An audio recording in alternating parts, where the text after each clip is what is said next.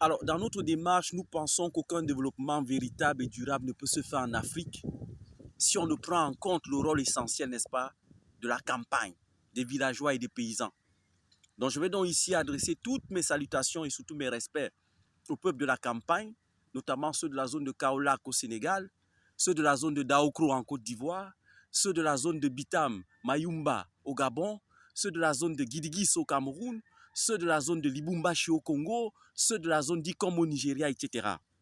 Parce qu'il est clair que ces derniers s'attellent matin, midi et soir, se lèvent très tôt avant le soleil, se rendent en campagne contre les éléments de la nature avec tous les risques et les animaux féroces pour exploiter des terres, produire, n'est-ce pas, de la matière vivrière utile, que sont les tomates, les oignons, etc., afin que ceux-là qui se prennent pour des citadins en griffe puissent survivre.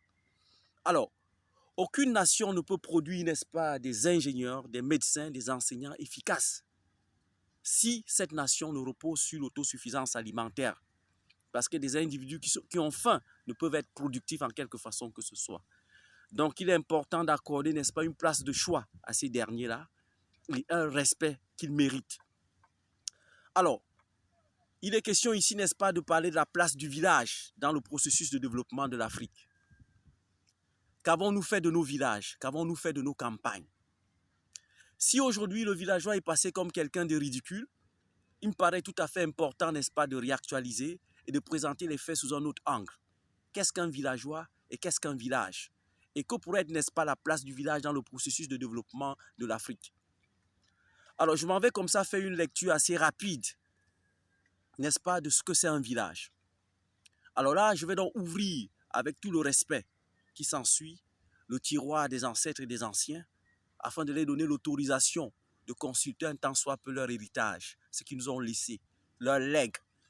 Et ce legs constitue, n'est-ce pas, ce qu'on appelle de la matière première, cette matière première dans laquelle il faudrait se plonger pour extraire de la substance, l'adapter aux faits et au contexte, afin de se projeter comme tout peuple logique, tout peuple cohérent fait, tel que les Chinois le font, tel que les Coréens le font, tel que les Européens le font. Et l'Afrique ne peut pas être en reste.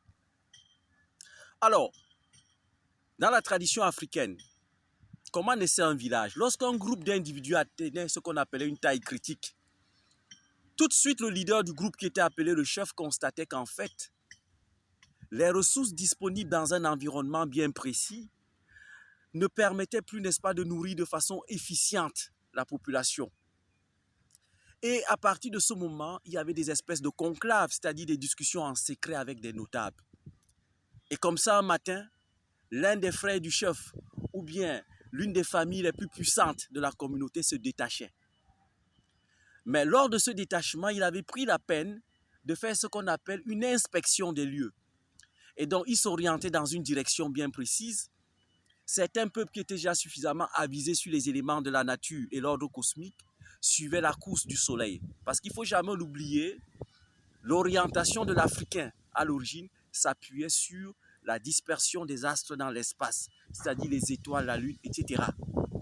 Et le lever du soleil constitue, n'est-ce pas, un ingrédient essentiel dans la logique africaine. Le soleil, ça a une place centrale.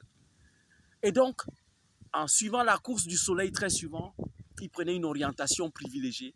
Et le reste de la famille sur place savait quelle direction il avait pris, s'il fallait retracer, n'est-ce pas, la suite de ce dernier ou sa trajectoire.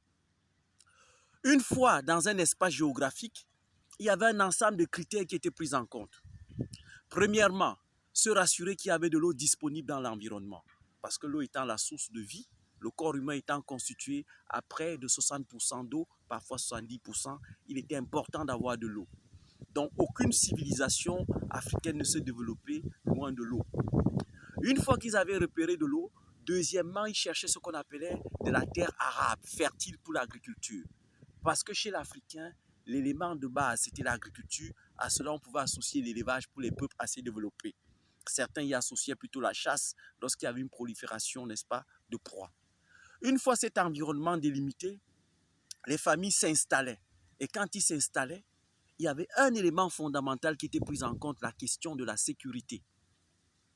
La première sécurité qu'il fallait assurer, c'était la sécurité alimentaire. Je l'ai précisé tantôt avec la nature du sol arabe, de l'eau. Une fois la sécurité alimentaire vérifiée, il fallait, n'est-ce pas, assurer la sécurité de l'espace. Et pour cela, il fallait, n'est-ce pas, contrôler la présence, n'est-ce pas, des forces de la nature, que sont les animaux dits sauvages, les buffles, les lions, etc. Parce que dans la logique africaine, il est important de ne pas empiéter dans le domaine d'un autre être. Le respect, n'est-ce pas, de l'espace. Ces animaux étant des animaux possessifs et territoriaux, il fallait garder la bonne distance. C'est pourquoi un Africain sérieux qui se respecte, très souvent, il ne plaisante pas avec les forces de la nature. Je prendrai un exemple simple. Si vous avez un Européen et un Africain dans un environnement, si on vous dit, il y a un python quelque part, de manière instinctive, un Africain sérieux qui se respecte prendra la poudre de l'escampette, le meilleur 100 mètres de sa vie, parce qu'il sait ce que c'est un python. On appelle ça la conscience ancestrale qui habite en lui. Il a ses vibrations, il connaît ce que c'est le python. Ce n'est pas un plaisantin.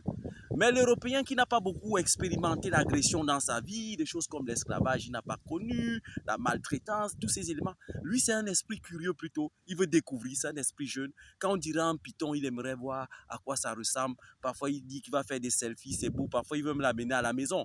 Et parfois, la suite, on la connaît. Donc, l'Africain a un respect fondamental des éléments de la nature. Ce n'est pas la peur, c'est le respect.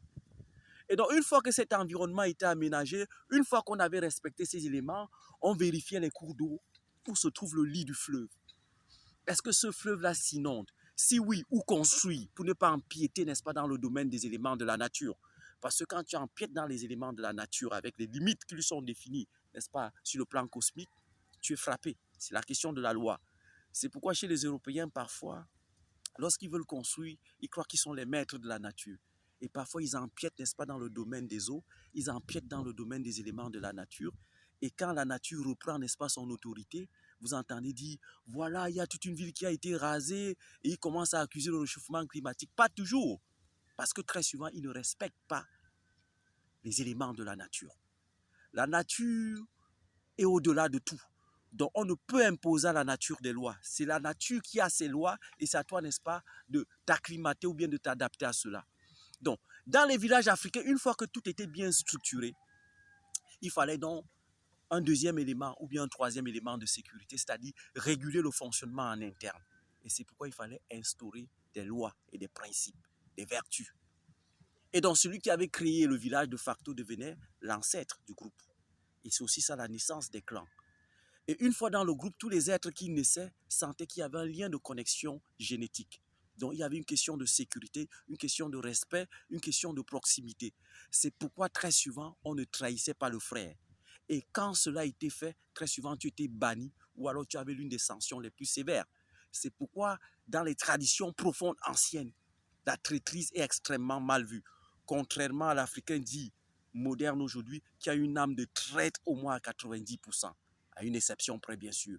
Regardez la configuration de l'Afrique aujourd'hui. Les plus grands traîtres de l'Afrique, ce sont des Africains en interne. Et ce sont ces derniers qui se présentent comme étant, n'est-ce pas, des modèles, comme étant ceux-là qui parlent au nom de l'Afrique. Et donc, c'est de cela qu'il s'agit. Et si on avance un peu dans les profondeurs des choses, on dira qu'il y a des individus qui ont des âmes d'Africains, et il y a des individus qui ont des âmes anti-africains. Voilà, je n'en irai pas plus loin. Une fois que c'était fait, il y avait une forme de cohésion dans le groupe. Et donc, le secret du clan, la sécurité dans le clan était comme une forme de clé qu'on gardait en interne. Aujourd'hui, la clé étant en interne, certains fils en interne ont copié les clés qu'ils ont données à l'ennemi externe, qui ouvre de temps en temps la porte et saccage. Voilà un peu la différence qu'il y a entre l'enseignement du village.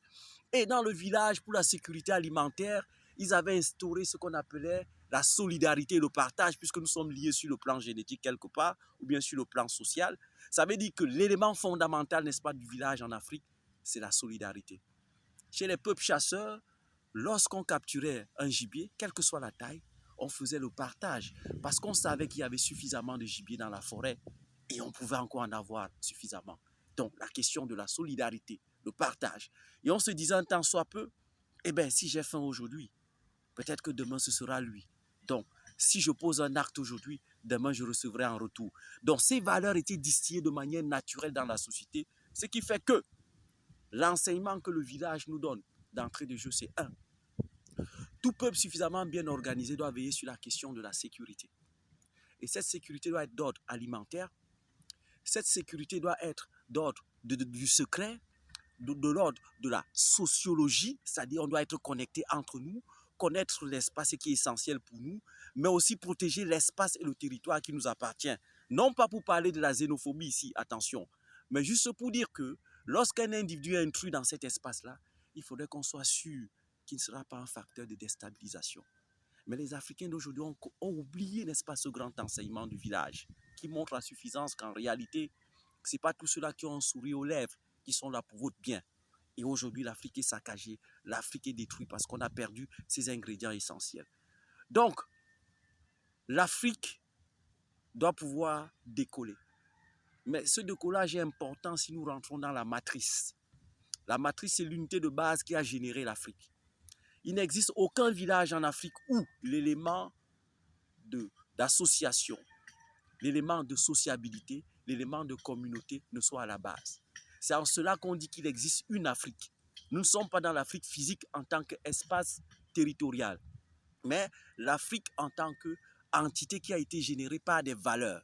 Et c'est important que chaque Africain puisse retourner à la source et aux fondamentaux, retrouver ces valeurs qui consistent à dire en réalité, si la vie est importante pour moi, je n'ai pas le droit d'assassiner mon frère.